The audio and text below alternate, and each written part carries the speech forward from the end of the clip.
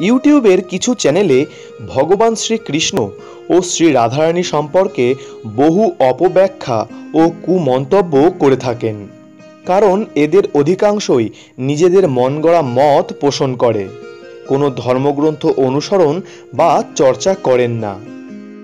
ইউটিউবের কিছু চ্যানেলে ভগবান শ্রীকৃষ্ণ ও শ্রী রাধারানী সম্পর্কিত এমনই কিছু অপব্যাখ্যাকৃত প্রশ্নের প্রমাণসহ উত্তর দেবার চেষ্টা করছি। ভগবান শ্রীকৃষ্ণ কি সত্যি দুশ্চরিত্র? তা না হলে তিনি কেন নিজের মামির সাথে প্রেম করলেন? কেন এতগুলো বিয়ে করলেন?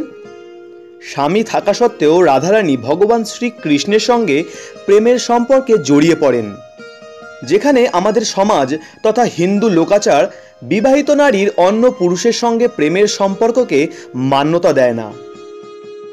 অনেকেই ভগবান শ্রীকৃষ্ণের চরিত্র নিয়ে এসব প্রশ্ন তোলেন। সাধারণ মানুষের কাছ থেকে এ ধরনের প্রশ্ন, কারণ যারা এ ধরনের প্রশ্ন তোলেন তারা ধর্ম বিষয়ে চর্চা করেন না বললেই চলে। ওপর থেকে মনুষ্য চর্মচোখে যা দেখা যায় তার উপর ভিত্তি করেই মন্তব্য করেন তারা। যাদের মনে এহেন প্রশ্ন, তাদের দোষারোপ না করেই একটা অনুরোধ করছি, দয়া করে কারোর সম্পর্কে না জেনে তার সম্পর্কে ভুল মন্তব্য করা বা তার চরিত্রের বিষয়ে প্রশ্ন তোলা একদমই উচিত নয়। আর যাকে নিয়ে আপনাদের মনে এহেন প্রশ্ন, সে তো অনাদির আদি ভগবান শ্রীকৃষ্ণ। তার সম্পর্কে এরূপ মত পোষণ করা একদমই ঠিক নয়। তাই আপনাদের অনুরোধ, ধর্ম চর্চা করুন এবং সঠিক বিষয়ে জানুন। তবে ভগবান শ্রীকৃষ্ণ বিষয়ক এইসব প্রশ্নের উত্তর কি? আমি শুভ্র, ধর্ম প্ল্যানেটে আপনাকে সুস্বাগতম। ধর্ম প্ল্যানেটের আজকের ভিডিওতে আপনাদের এইসব প্রশ্নের উত্তর দেওয়ার চেষ্টা করব, তাই ভিডিওটি সম্পূর্ণ দেখার অনুরোধ রইল। ভিডিও শুরুর আগে একটি ছোট্ট অনুরোধ, যদি আপনি ধর্ম প্ল্যানেট চ্যানেলে নতুন হয়ে থাকেন তবে ধর্ম প্ল্যানেটের এমনই ধর্ম সম্বন্ধীয় ভিডিওর নোটিফিকেশন সবার প্রথমে পেতে ধর্ম প্ল্যানেট চ্যানেলটিকে সাবস্ক্রাইব করে পাশে থাকা বেল আইকনটি ক্লিক করে দিন। আর যারা ইতিপূর্বেই ধর্ম প্ল্যানেট চ্যানেলটিকে সাবস্ক্রাইব করে নিয়েছেন তাদের জানাই অসংখ্য ধন্যবাদ। চলুন জেনে নেওয়া যাক, ভগবান শ্রীকৃষ্ণ কি সত্যিই দুশ্চরিত্র, নাকি তাকে নিয়ে এসব প্রশ্ন একেবারেই অবান্তর?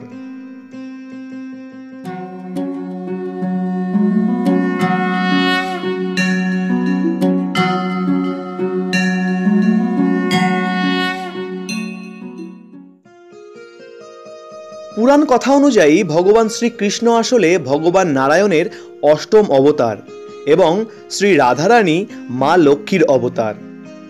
শ্রী রাধাকৃষ্ণের প্রেম ভক্ত ও ভগবানের এক অসাধারণ ভাবযুক্ত প্রেমেরই প্রতিচ্ছবি। রাধারূপী মা লক্ষ্মী যদি ভগবান শ্রীকৃষ্ণের সঙ্গিনী হতেই মর্তে অবতীর্ণ হয়েছিলেন, তবে কেন ভগবান শ্রীকৃষ্ণকে ছেড়ে আয়ানকে বিয়ে করেছিলেন তিনি?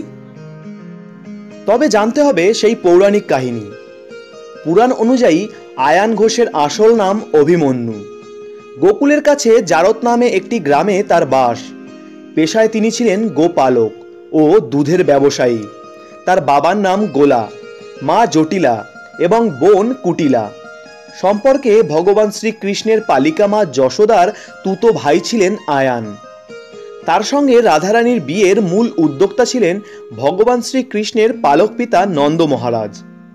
মা কালী ভক্ত আয়ান পূজার্চনা নিয়েই থাকতেন, অন্য কোনো বিষয়ে তার বিশেষ আগ্রহ ছিল না।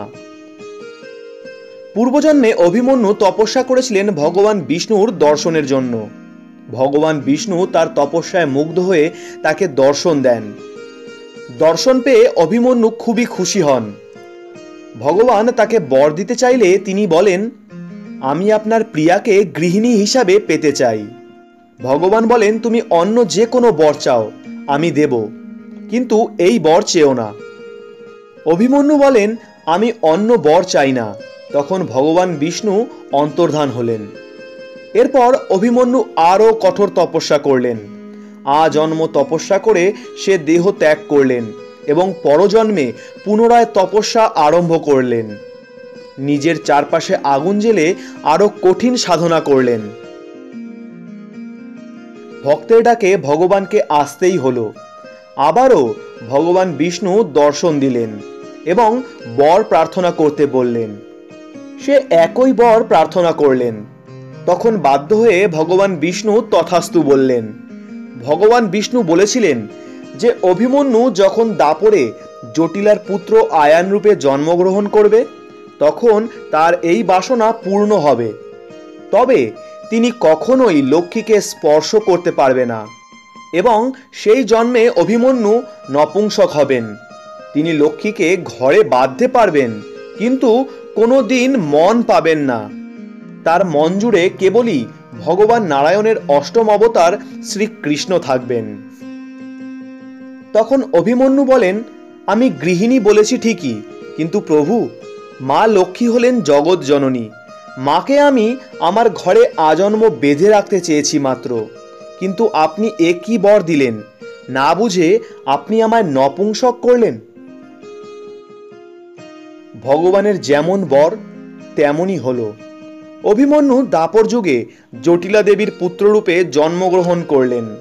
তখন তার নাম হলো আয়ান। রাধারানী আয়ানকে বিয়ে করলেও তাদের মধ্যে স্বামী স্ত্রীর কোনো সম্পর্কই ছিল না। যেহেতু সম্পর্কে ভগবান শ্রীকৃষ্ণের পালিকা মা যশোদার তুতো ভাই ছিলেন আয়ান, সেহেতু রাধারানী সম্পর্কে ভগবান শ্রীকৃষ্ণের মামি হলেন। তবে এর তেমন কোনো প্রমাণ নেই। আর একটু গভীরে গেলে অন্য তথ্য পাওয়া যায়। পৌরাণিক কাহিনী অনুসারে ভগবান শ্রীকৃষ্ণের কাকাতো মামা রাজা কংস। অত্যাচারী রাজা কংস দৈববাণীর মাধ্যমে জানতে পারেন যে কাকাতো বোন দেবকীর গর্ভজাত পুত্র সন্তানের হাতে কংসের মৃত্যু হবে। আর এটা জেনেই দেবকীর পুত্র কৃষ্ণকে ছলে বলে কৌশলে কংস হত্যা করতে চাইতেন। সেখান থেকেই আত্মীয় তবে ক্ষতিকারক এরকম বুঝাতে আমরা কংস মামা বাগধারাটি ব্যবহার করে থাকি। শ্রীকৃষ্ণের মামা কংস রাজা ছিলেন, মানে কংস ক্ষত্রিয় বর্ণজাত ছিলেন। যদি তাই হয় তাহলে আয়ান ঘোষের স্ত্রী শ্রীকৃষ্ণের প্রেমিকা রাধা কিভাবে শ্রীকৃষ্ণের মামি হন? সুতরাং এক নতুন সমস্যার হাজির হলো। কারণ আয়ান ঘোষ ছিলেন গোপ, মানে গোয়ালা, আর অন্যদিকে শ্রী রাধিকা জমিদার কন্যা হলেও ছিলেন গোপ বংশজাত, মানে গোপিনী ছিলেন। এই সমস্যার সমাধান করতে হলে ভগবান শ্রীকৃষ্ণের জন্ম ও তার শৈশব সম্বন্ধে জানতে হবে। ভগবান শ্রীকৃষ্ণের জন্মদাতা পিতার নাম বসুদেব, যিনি গোষ্ঠপতি ছিলেন, এবং ভগবান শ্রীকৃষ্ণের মাতার নাম দেবকী, যিনি রাজা কংসের কাকাতো বোন ছিলেন। কিন্তু কংসের হাত থেকে বাঁচাতে পিতা বসুদেব শিশু কৃষ্ণকে নন্দঘোষ ও তার স্ত্রী যশোদার নিকট রেখে আসেন। সেই থেকে নন্দঘোষ ও স্ত্রী যশোদা ভগবান শ্রীকৃষ্ণের বাবা মা। নন্দঘোষ ও যশোদা ছিলেন গোপ বা গোয়ালা, আর শ্রীকৃষ্ণের পালক মাতা যশোদার ভাই আয়ান ঘোষ। বড়ু চণ্ডীদাস বা অন্য কোনো কবি এটা পরিষ্কার করে বলেননি যে মাতা যশোদার কেমন ভাই ছিলেন আয়ান ঘোষ। তাহলে আমরা বলতেই পারি আয়ান ঘোষ সম্পর্কে যশোদার রক্ত বা বৈবাহিক কোনো সম্পর্কেই ভাই হন না। হয়তো একই এলাকায় বসবাস বা একই গোত্রভুক্ত হওয়ার কারণে আয়ান মাতা যশোদাকে দিদি বলে ডাকতেন। এর কোনো স্পষ্ট বর্ণনাই পাওয়া যায় না। তাই শ্রী রাধিকা অবশ্যই আয়ান ঘোষের বিবাহিত স্ত্রী ছিলেন, কিন্তু শ্রীকৃষ্ণের সাথে রাধিকার মামি সম্পর্কটা ঠিক মানা যাচ্ছে না। তবে এক্ষেত্রে আরেকটি কথা অবশ্যই বলা দরকার যে আয়ান ঘোষ নিজের কামনা বাসনা মেটানোর জন্য শ্রী রাধারানীকে পেতে চাননি। তিনি প্রকৃতপক্ষে একজন মা কালীর সাধক। তিনি মা লক্ষ্মীকে নিজের ঘরে বাঁধতে চেয়েছিলেন। যাদের ধারণা মা লক্ষ্মীর এই বাধা পড়াটা কোনো সামাজিক বা মানসিক, তাদের ধারণা বা মত একদমই ভুল। আপাত দৃষ্টিতে এমন মনে হলেও বাস্তব হলো এটাই যে মা লক্ষ্মী ভক্তের তপস্যায় তার কাছে বাধা পড়েন মাত্র। এটা কোনো সামাজিক বা মানসিক বাঁধন নয়। সাধারণ মানুষ নিজের স্বার্থ ছাড়া নিজের নিকট কাছের সম্পর্ককেই মানে না, কিন্তু যখন ভগবানের সম্পর্কে এহেন মত ওঠে তখন প্রকৃত সত্য না জেনে তার চরিত্রের দিকে আঙুল তুলতে দ্বিধাবোধ করে না। এছাড়া বাসুদেব ভগবান শ্রীকৃষ্ণ বলেছেন, বিয়ের জন্য প্রয়োজন দুটো আলাদা সত্তা। তিনি রাধিকাকে বিয়ে করবেন কি করে? তাহলে তো নিজের সঙ্গে নিজেকে বিয়ে করতে হয়।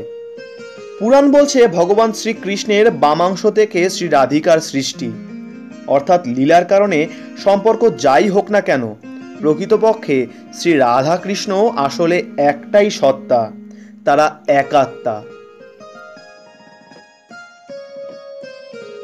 সুতরাং অনেকের মনে যে প্রশ্ন জাগে যে ভগবান শ্রীকৃষ্ণ নিজের মামির সাথে প্রেম ভালোবাসা করেছেন, সেটা সত্য নয়। সত্যটা হলো ভক্তের তপস্যায় ভক্তের টানে মা লক্ষ্মীকে বাধা পড়তে হয়েছিল। এটা কোনো মানসিক ভোগ বাসনা নয়। প্রকৃতপক্ষে শ্রী রাধাকৃষ্ণ আসলে একটাই সত্তা, তারা একাত্মা। সঠিক না জেনে কারোর চরিত্র বিষয়ে আঙুল তোলা উচিত নয়, আর তিনি তো স্বয়ং ভগবান। অন্য একটি পৌরাণিক কাহিনী অনুসারে একবার শিশুকালে শ্রী রাধা ও শ্রীকৃষ্ণ পায়ে হেঁটে বৃন্দাবন যাচ্ছিলেন। সেই সময় ক্লান্ত হয়ে একটি বট গাছের নিচে তারা বিশ্রাম নিতে বসেন। খেলার ছলে তারা বিয়ে করতে শুরু করেন। সেই বিয়ের আচার সম্পূর্ণ করেন স্বয়ং ব্রহ্মা। বিয়ের সাক্ষী ছিলেন সব দেবতাগণ। ভগবান শ্রীকৃষ্ণের সঙ্গে আগেই বিয়ে হয়ে যাওয়ায় আয়ানের সঙ্গে রাধার বিয়ে বৈধ নয় বলে জানাচ্ছে কোনো কোনো পুরাণ। আর যদি একটু অন্যভাবে বলি তবে বলবো, রাধাকৃষ্ণ পৌরাণিক চরিত্র, আর জনপ্রিয় পৌরাণিক চরিত্র নিয়ে হাজার হাজার গুজব বা মূল গল্পের বাইরেও ভ্রান্ত গল্প প্রচারিত হবে, এটাই স্বাভাবিক। আয়ান ঘোষের এই কাহিনী পাই প্রভাস খণ্ডে। আশা করি আপনাদের মনের একটা প্রশ্নের উত্তর দিতে পারলাম। একটাই অনুরোধ, ধর্ম চর্চা করুন, সঠিকটা জানুন।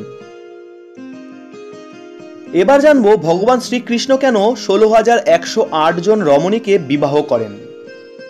প্রথমেই জানবো 8 জন স্ত্রীর কথা। মহাভারত অনুযায়ী রুক্মিণী, সত্যভামা, জাম্ববতী, নগ্নজিতি, মাদ্রী, মিত্রবিন্দা, লক্ষণা ও রোহিণী এই হলেন অষ্টমহিষী। আবার প্রভাসখণ্ড অনুযায়ী শ্রীকৃষ্ণের অষ্টমহিষীগণ হলেন রুক্মিণী, সত্রাজিত, জাম্ববতী, নগ্নজিতি, কালিন্দী, মাদ্রী, মিত্রবিন্দা, ভদ্রা ও রোহিণী। পুরাকালে রাজাদের বহু পত্নী ছিল, কারো দুটো, কারো চারটে, আবার কারো অধিক। এই দৃষ্টিকোণ থেকে দেখলে ভগবান শ্রীকৃষ্ণ দ্বারকাধীশ ছিলেন। সুতরাং ভগবান শ্রীকৃষ্ণের 8 জন রানী বা মহিষী ছিলেন, এ আর এমন বড় কথা কি? এ বিষয়ে প্রশ্ন তোলার জায়গা আছে বলে তো মনে হয় না। বাকি থাকলো 16,100 জন মহিষী, যাদের নিয়েই এত প্রশ্ন। ভগবান শ্রীকৃষ্ণের এই 16,100 মহিষীর কথা জানতে গেলে একটা পৌরাণিক কাহিনী জানা দরকার, তবেই এই বিষয়টি পরিষ্কার হবে। তবে চলুন সেই পৌরাণিক কাহিনীটি জেনে নেই। ভূমিদেবীর পুত্র ছিলেন নরকাসুর, পিতার নাম বরাহ। এই নরকাসুর খুব অত্যাচারী ছিল। তার অত্যাচারে মানুষজন খুব অতিষ্ঠ হয়ে উঠেছিলেন। নরকাসুর স্বর্গ মর্ত নিজের অধীনে করতে চেয়েছিলেন। তাই নরকাসুর এক ঘন জঙ্গলে গিয়ে ব্রহ্মাদেবের উদ্দেশ্যে কঠোর তপস্যা শুরু করলেন। দিন গেল, মাস গেল, বছর গেল, নরকাসুর তপস্যা চালিয়ে গেলেন। এরপর নরকাসুরের তপস্যায় ব্রহ্মাদেব প্রকট হলেন এবং নরকাসুরকে বর চাইতে বললেন। তখন নরকাসুর অমরত্ব বর চাইলেন, কিন্তু ব্রহ্মাদেব সে বর না দিয়ে অন্য বর চাইতে বললেন। তখন নরকাসুর অনেক ভেবে বলেন যে তার মৃত্যু কেবল নিজের মায়ের হাতেই হবে। ব্রহ্মাদেব এই বর প্রদান করে তথাস্তু বলে অন্তর্ধান হলেন। সংসারে কোনো মাই নিজের সন্তানের হত্যা করবে এমনটা হতে পারে না। তাই এই বরদান এক প্রকার অমরত্বেরই বরদান, এই ভেবে নরকাসুর মনে মনে খুব খুশি হলেন এবং নিজেকে অমর মনে করলেন। এই বরদান পেয়ে নরকাসুরের অত্যাচার আরও বেড়ে গেল। সে এবার সৈন্য নিয়ে ইন্দ্রপুরীতে উপস্থিত হলেন। ইন্দ্রদেব যখন জানতে পারলেন যে নরকাসুরকে যুদ্ধে পরাস্ত করা সম্ভব নয়, তখন ইন্দ্রদেব পলায়ন করলেন। তখন নরকাসুরের সৈন্য ইন্দ্রলোক দখল করে নিল, 16,100 দেবকন্যাকে বন্দী করল এবং ইন্দ্রদেবের মায়ের কানের কুণ্ডল ছিনিয়ে নিল। এরপর ইন্দ্রদেবকে না পেয়ে নরকাসুর তার সৈন্যদের নির্দেশ দিল ইন্দ্রকে খুঁজে ধরে আনার জন্য। এদিকে ইন্দ্রদেব নরকাসুরের ভয়ে ভীত হয়ে ভগবান বিষ্ণুর কাছে উপস্থিত হলেন এবং এর থেকে মুক্তির উপায় জানতে চাইলেন। তখন ভগবান বিষ্ণু বলেন, তুমি আমার অবতার শ্রীকৃষ্ণের নিকট যাও, সেই তোমাকে এর থেকে উদ্ধার করবে। ভগবান বিষ্ণুর নির্দেশ মতো ইন্দ্রদেব ভগবান শ্রীকৃষ্ণের নিকট যান এবং সব বিস্তরে জানান। এমন সময় ভগবান শ্রীকৃষ্ণের সঙ্গে সেখানে উপস্থিত ছিলেন সত্যভামা। সত্যভামা একজন ভালো যোদ্ধাও ছিলেন। তাই ইন্দ্রদেবের কথা শুনে ইন্দ্রদেবকে সাহায্যের জন্য নরকাসুরকে বধের জন্য উদ্যত হলেন। তখন ভগবান শ্রীকৃষ্ণ সত্যভামাকে বলেন যে, তুমি এক সাধারণ নারী আর নরকাসুর এক অতি শক্তিশালী অসুর, তুমি কিভাবে তার বধ করবে? একথা শুনে সত্যভামা বলেন, হে কৃষ্ণ, এটা কি ভুলে গেছো যে তোমার সঙ্গে আমার প্রথম দেখা যুদ্ধভূমিতেই? সত্যভামা জিদ করেন শ্রীকৃষ্ণের সঙ্গে যুদ্ধভূমিতে যাবার জন্য এবং তিনি শ্রীকৃষ্ণের রথ চালাবার জন্য জিদ করেন। সত্যভামার কথা মতোই ভগবান শ্রীকৃষ্ণ সত্যভামাকে সঙ্গে নিয়ে যুদ্ধভূমিতে উপনীত হন। যুদ্ধভূমিতে শ্রীকৃষ্ণের সঙ্গে সত্যভামাকে দেখে নরকাসুর বলেন যে, শ্রীকৃষ্ণ, আমাকে কমজোর মনে করে যুদ্ধভূমিতে নারীকে নিয়ে এসেছো? তোমার মৃত্যু তোমার পত্নীর সামনেই হবে। একথা শুনে শ্রীকৃষ্ণ বলেন, নরকাসুর, তুমি তোমার পাপ কাজ ছেড়ে দাও, তবে আমি তোমায় জীবিত ছেড়ে দেব। একথা শুনে সত্যভামা ক্রুদ্ধ হন এবং শ্রীকৃষ্ণকে বলেন, কেন একথা বলছেন? নরকাসুরকে অতি শীঘ্রই বধ করুন। শ্রীকৃষ্ণ ও নরকাসুরের মধ্যে ভীষণ যুদ্ধ শুরু হয়ে গেল। এই যুদ্ধ দেখে সত্যভামা নরকাসুরের উপর আরও ক্রুদ্ধ হলেন। নরকাসুর সত্যভামার এই রাগ দেখে কিছুটা ভয় পেলেন। এই দেখে শ্রীকৃষ্ণ মনে মনে এক ফন্দি আঁটলেন। তখন শ্রীকৃষ্ণ নাটক করে যুদ্ধভূমিতে এমনভাবে পড়ে গেলেন যেন নরকাসুরের অস্ত্র তাকে আঘাত করেছে। এই দেখে সত্যভামা ভীষণ রেগে নরকাসুরকে বললেন যে, তোর এত ক্ষমতা যে তুই আমার প্রভুকে আঘাত করিস? তুই তোর মৃত্যুর জন্য অপেক্ষা কর। এই কথা শুনে নরকাসুর হেসে উঠলেন এবং বললেন, তুমি আমায় মারবে? অপেক্ষা করো, তোমাকেও তোমার স্বামীর কাছে পাঠিয়ে দিচ্ছি। ক্রুদ্ধ সত্যভামা তীরধনুক উঠিয়ে নিলেন হাতে এবং এক শক্তিশালী তীর চালালেন নরকাসুরের দিকে। সেই তীরবিদ্ধ হয়েই নরকাসুর ভূমিতে পড়ে গেলেন। তখন তার স্মরণে এলো যে এই সত্যভামাই হলেন তার মা ভূমিদেবীর অবতার। সত্যভামাও এ বিষয়ে জেনে কেঁদে ফেললেন। তখন ভগবান শ্রীকৃষ্ণ বললেন, হ্যাঁ, তোমারই পুত্র, কিন্তু সে অনেক পাপ করেছিল, তাই তার এই পরিণতি হলো। কান্না বন্ধ করো। ভবিষ্যতে আজকের এই দিনটা নরক চতুর্দশী হিসাবে পালিত হবে। প্রদীপ জ্বালানো হবে। অন্ধকারকে দূর করে শান্তি বজায় রাখতে স্বয়ং নিজের পুত্রকে হত্যাকারী ভূমিদেবীর কীর্তি হিসাবে নরকাসুরের মৃত্যুর দিনটা নরক চতুর্দশী হিসাবে আজও পালিত হয়।